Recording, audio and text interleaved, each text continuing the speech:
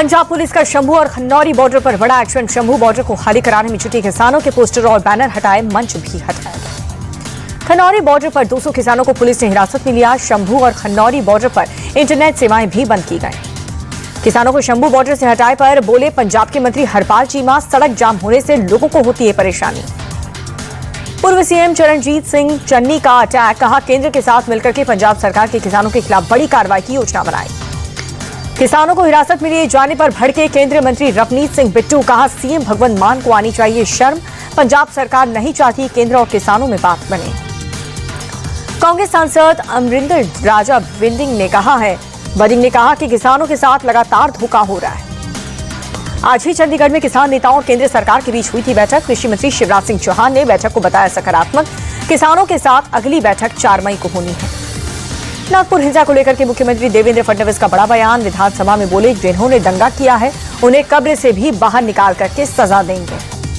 फडणवीस बोले कुछ लोगों ने जानबूझ करके ये सब कुछ किया। चादर पर न कोई आयत लिखी हुई थी और न ही जलाई गई थी। जो चादर जली उसमें कोई आयत नहीं लिखी थी। नागपुर हिंसा का मास्टरमाइंड फहीम शमीम खान गिरफ्तार। फहीम पर हिंसा के लिए भीड़ इकट्ठा करने का आरोप। दंगा भड़काने के मकसद में फहीम ने थाने के बाहर जुटाई थी भीड़। हिंसा के लिए सैकड़ों लोगों को बुलाया था। नागपुर पुलिस के खिलाफ नारेबाजी भी कराई थी। माइनॉरिटी डेमोक्रेटिक पार्टी का नागपुर अध्यक्ष है फहीम शमीम खान।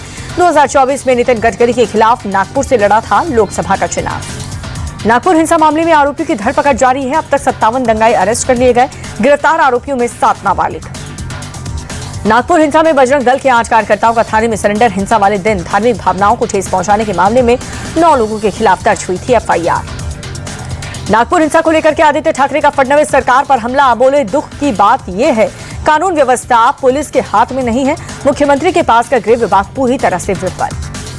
आदित्य ठाकरे बोले औरंगजेब पर आरएसएस की कही बात का स्वागत। बीजेपी के नेताओं को ये बात बता और समझा दे आरएसएस। औरंगजेब के नाम पर खबरों को छुपाने की कोशिश कर रही है बीजेपी।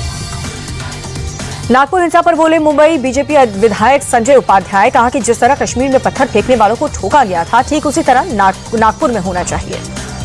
नागपुर घटना में बजरंग दल और वीएचपी और एफआईआर दर्ज होने पर सपा सांसद रामगोपाल यादव बोले अगर ऐसा हुआ तो सरकार निष्पक्ष काम कर रही है। और जेडीयू नेता केसी त्यागी का बड़ा बयान, कहा कि औरंगजेब एक आक्रामक हमलावर था लेकिन भारतीयता में किसी कब्र या फिर मुद्दे से छेड़छाड़ की परंपरा नहीं है।